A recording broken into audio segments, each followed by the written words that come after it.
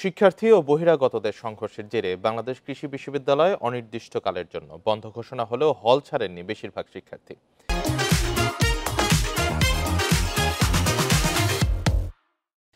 সোমবার সকাল ৯টার মধ্যে হল ছাড়ার নির্দেশ না মেনে ক্যাম্পাসে অবস্থান করছেন তারা। এর আগে রোববার শিক্ষার্থী ও বহিরাগতদের দফায় দফায় সংঘর্ষের জেরে বন্ধ ঘোষণা করা হয় বাংলাদেশ কৃষি বিশ্ববিদ্যালয়।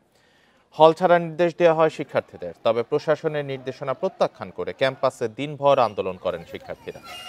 হল ছাড়ার নির্দেশ বাতিল, প্রক্টরের পদত্যাগ, হামলাকারীদের বিচারসহ ৬ দফা দাবি জানান তারা। দাবি আদায় না হওয়া পর্যন্ত আন্দোলনের ঘোষণা দিয়ে প্রয়োজনে পুরো বিশ্ববিদ্যালয়ে লকডাউনের হুঁশিয়ারি দেন আন্দোলনকারীরা।